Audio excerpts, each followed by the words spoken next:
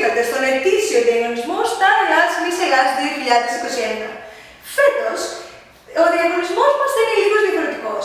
Εφόσον θα είμαστε στο σπίτι μας για αυτό το διάστημα, θα σας δείξουμε προτάσεις και ιδέες για ευρηματικές αποστολές στο σπίτι.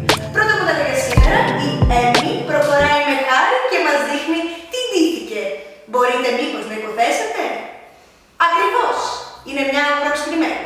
Μπορείτε με μια ρόμπα, οδοντόκρεμα, οδοντόβουρτσα φτού και μια βούρτσα για τα μαλλιά.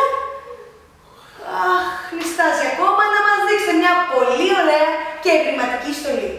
Καλή νύχτα, Μούλα. Πάμε για την επόμενη. Επόμενο μοντέλο για σήμερα, η Χαρά η μαγείρισα. Με χάρη μαγειρεύει, πρόσεξε μην καείς, και φοράει μια καταπληκτική στολή με χάρη και ποδιά από τη μαμά ή τον μπαμπά, γάντι κουζίνας, ελπίζουμε να μην είναι πολύ καμένο, και κάποια από τα κουζινικά σας. Προσθέτουμε ένα εξαιρετικό καπέλο από χαρτόνι και πολυγράφου για να δείχνει ότι δεν είναι απλή μαγείρισα, αλλά ένας εξαίσιος σεφ. Σε ευχαριστούμε. Τι έφτιαξες? Ντοματόσουπα. Καλή όρεξη. Επόμενο μοντέλο για σήμερα, η Φέρι το φανάρι. Φέρι φανάρι. Μα, δεν είσαι έτοιμη? Όχι.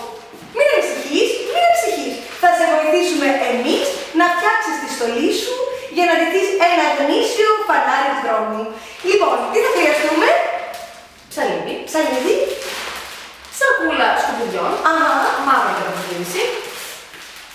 Και τα χρώματα του φαναριού. Α, τα γνωστά. Τα γνωστά. Το πράσινο, το πορτοκαλί και κόκκινο. Πάμε λοιπόν να μας δείξετε όλες μαζί πώς θα φτιάξετε αυτή τη στολή. Μου λείπει, νομίζω, ένα χέρι. Για να κράτησε εγώ στην αρχή. Λοιπόν, κόβουμε στο πλάι. Πολύ προσεκτικά.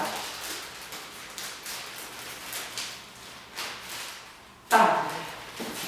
Για να δω. Βάζουμε στο ένα χέρι, στο άλλο χέρι. Και το κεφάλι. Α, δεν το φαίνεται.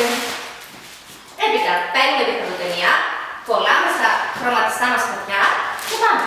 Ποιο βάζουμε πρώτο, βρε παιδιά? Πάνω. Πάνω το κόκκινο. Το κόκκινο. Και μετά στη μέση το πράσινο. Το πράσινο. Το πορτοκαλί. Εδώ φυγίλια. Και τελευταίο, το πράσινο. Έτοιμο το φανάρι. Υπέροχη. Βρεμισκάρα που μένουμε στο σπίτι. Με ωραίες ιδέες, κέφι και δημιουργικότητα μπορούμε να περάσουμε αυτές τις διαφορετικές απόκριες με κέφι και με μπρίο. Αυτά από μας. Περιμένουμε τις δικές σας ιδέες και φωτογραφίες στο mail του σχολείου.